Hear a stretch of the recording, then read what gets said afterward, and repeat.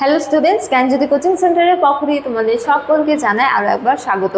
তো স্টুডেন্টস, আজকের ক্লাসে আমরা যে বিষয় নিয়ে আলোচনা করব তা হলো মুঘল চিত্রশিল্প নিয়ে বা মুঘল যুগের চিত্রকলা বা মুঘল পেইন্টিং নিয়ে আজকের ক্লাসে আমরা আলোচনা করব।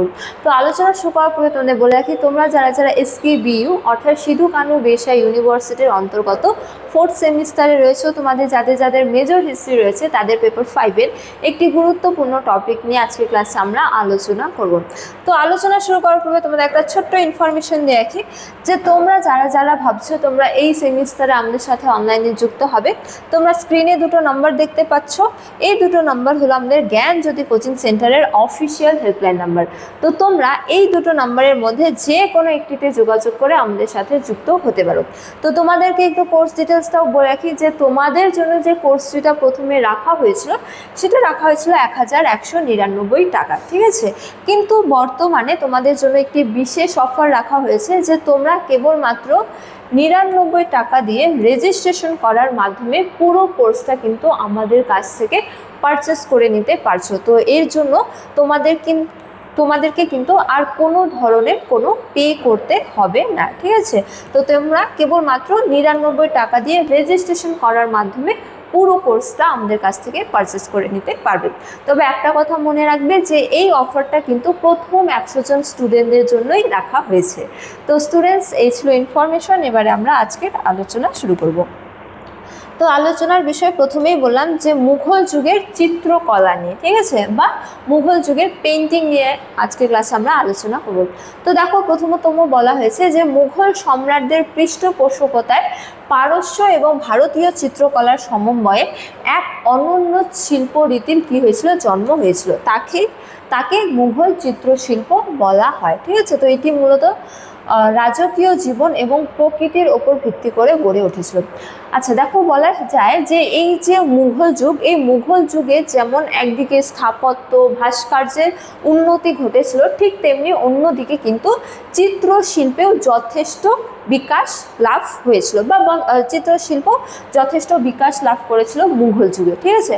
মূলত বলা যায় যে সম্রাটদের পৃষ্ঠপোষকতায় মুঘল যুগে কিন্তু স্থাপত্য ভাস্কর্য চিত্রকলা সাহিত্য বিভিন্ন ক্ষেত্রে হচ্ছে যে উন্নতি সাধিত হয়েছিল বা উন্নত হয়েছিল, বিভিন্ন দিকে বা বিভিন্ন দিকগুলি যথেষ্ট উন্নতি লাভ করেছিল, ঠিক আছে, মুঘল যুগে। তো মুঘল যুগে চিত্রকলাতেও কিন্তু যথেষ্ট বিকাশ ঘটেছিল, ঠিক আছে। তো এই যে মুঘল চিত্রশিল্পী, এই মুঘল চিত্রশিল্পের ক্ষেত্রে বলা যায় যে মুঘল যুগে ভারতীয় চিত্রকলা রীতি বা ভারতীয় চিত্ররীতি এবং পারস্য বা বলা যায় যে তৎকালীন পারস্য যে চিত্ররীতি ছিল, এই দুই রীতির সমন্বয়ে এক নতুন রীতির উত্থান ঘটেছিল এই মুঘল যুগে, ঠিক আছে। তো এবারে আমরা একে একে এই মুঘল যুগের চিত্রকলার বৈশিষ্ট্যগুলি নিয়ে আলোচনা করব, ঠিক আছে। তো দেখো, প্রথমতম বৈশিষ্ট্য স্বরূপ বলা হয়েছে যে পারস্য ও ভারতীয় শৈলীর কি মিশ্রণ, যেটা আমি একটু আগেই বললাম যে পারস্যের সূক্ষ্ম কারুকার্য এবং ভারতীয় প্রাণবন্ত রং ও ভাবের মিলনে এই চিত্রকলা অন্তজ আকর্ষণীয় হয়ে ওঠে, ঠিক আছে। এই যে মুঘল যুগের চিত্রকলা, এই চিত্রকলার যে রীতি ছিল সেটা কি ছিল, ভারতীয় এবং পারস্য অর্থাৎ ইন্দো পারস্যিক সমন্বয়ে এক হচ্ছে যে অন্যতম রীতি বা ইন্দো পারস্যিক সমন্বয়ে গড়ে ওঠা রীতি। তো ঠিক সেইটাই বলা হয়েছে এখানে যে পারস্যের সূক্ষ্ম কারুকার্য মিলে এবং ভারতীয় প্রাণবন্ত রং ও ভাবের মিলনে এই মুঘল যুগের যে চিত্রকলা ছিল সেটা অত্যন্ত আকর্ষণীয়তা লাভ করেছিল, ঠিক আছে। এটি হলো অন্যতম একটি প্রধান বৈশিষ্ট্য। তারপরে দেখো, দ্বিতীয়তম বৈশিষ্ট্য স্বরূপ বলা হয়েছে যে রাজকীয় দর্পণ। তো এক্ষেত্রে বলা হয়েছে যে এতে প্রধানত সম্রাটদের রাজসভা শিকারের দৃশ্য যুদ্ধক্ষেত্র এবং কি রাজকীয় উৎসবের ছবিও আঁকা হতো। তো মুঘল যুগের চিত্রকলার অন্যতম বৈশিষ্ট্য হলো যে এখানে যে রাজকীয় জীবনযাপন, সেই জীবনযাপনগুলি এই চিত্রকলার মাধ্যমে ফুটিয়ে তোলা হতো, ঠিক আছে।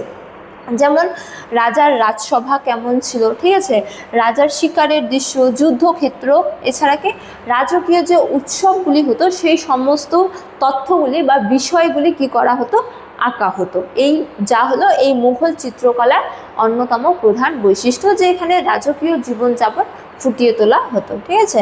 তারপরে দেখো, তৃতীয়তম বৈশিষ্ট্য স্বরূপ বলা হয়েছে যে প্রকৃতি ও প্রতিকৃতি, ঠিক আছে। তো এক্ষেত্রে বলা হয়েছে যে পশু পাখি, ফুল ফল এবং কি মানুষের প্রতিকৃতি অঙ্কনে মুঘল শিল্পীরা ছিল জগদ্দীপ বিখ্যাত।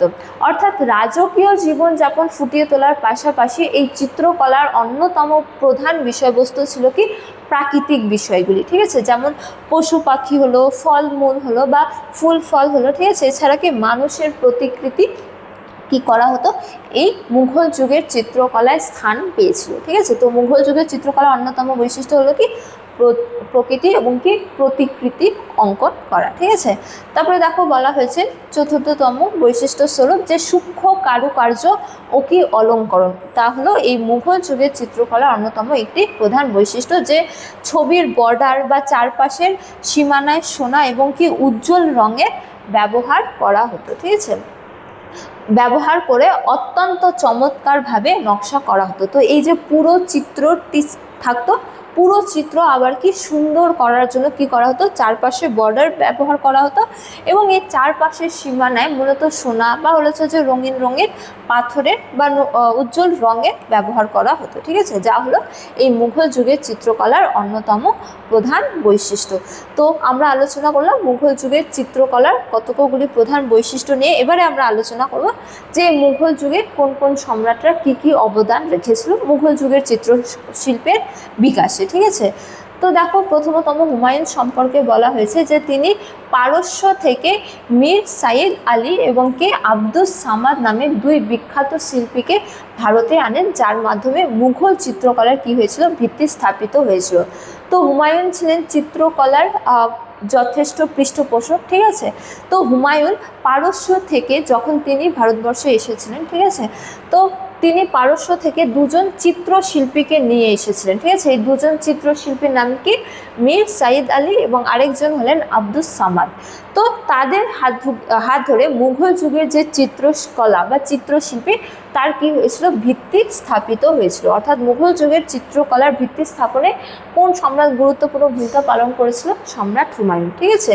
তারপরে দেখো আকবরের অবদান সম্পর্কে বলা হয়েছে যে তার আমলে চিত্রশিল্পের ব্যাপক প্রসার ঘটেছিল, ঠিক আছে। তো তিনি হামজা নামায় হচ্ছে যে মতো বিশাল গ্রন্থ চিত্রায়িত করান এবং কি ভারতীয় হিন্দুদের এই শিল্পে কি করেন, যুক্ত করান।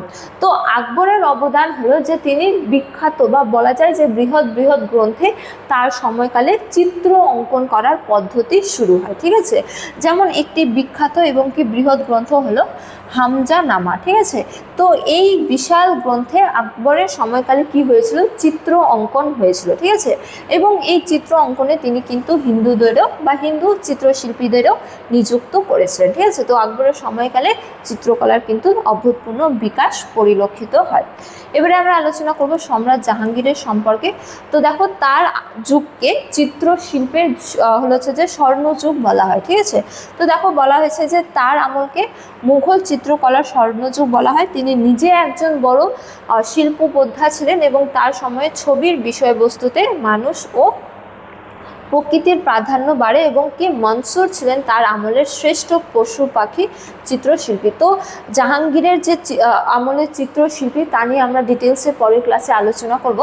তো দেখো তার সত্ত্বেও বলা হয়েছে যে বলা যায় যে জাহাঙ্গীর ছিলেন কি একজন বিখ্যাত চিত্রশিল্পী, ঠিক আছে।